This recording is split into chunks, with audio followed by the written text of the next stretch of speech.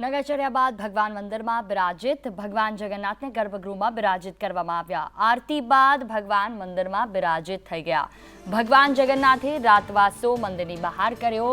કહેવાય છે કે લક્ષ્મીજીને સાથે ન લઈ જવાથી તેઓ નારાજ થાય છે ને જેના કારણે તેમને મંદિરની બહાર રાતવાસો કરવું પડે છે અને ત્યારબાદ ભગવાનની પહેલા નજર ઉતારવામાં આવે છે, ત્યારબાદ આરતી કરવામાં આવે છે અને વિધિવત રીતે ફરી એકવાર સ્થાપિત કરવામાં આવે છે। ત્યારે ભગવાન જગન્નાથ, તેમના બહેન સુભદ્રા અને ભાઈ બલભદ્ર બંનેને સ્થાપિત કરવામાં આવી રહ્યા છે।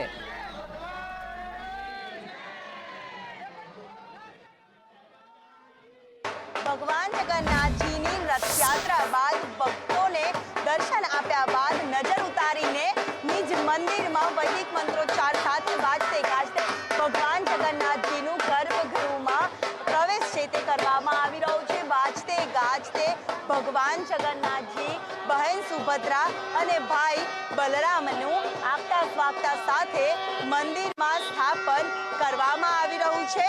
સાથે જ ભગવાન જગન્નાથજીની નજરો પણ ભક્તોની જ્યારે મીઠી લાગી જતી હોય છે નગરચર્યા દરમિયાન, તે દરમિયાન પણ નજર ઉતારીને આરતી કરવામાં આવે છે અને લોકવાયકા પ્રમાણે એક દિવસ તેમને મંદિરમાં પ્રવેશ છે તે પણ નથી આપવામાં આવતો અને રાત્રિવાસો કરવો પડતો હોય છે અને જે બાદ મંદિરમાં બીજા દિવસે ભગવાન જગન્નાથજી, બહેન સુભદ્રાજી અને ભાઈ બલરામને પ્રવેશ આપવામાં આવ્યો છે અને નિજ મંદિરમાં નાથનું સ્વાગત અને આગતા સ્વાગતા કરીને સ્થાપન કરવામાં આવ્યું છે।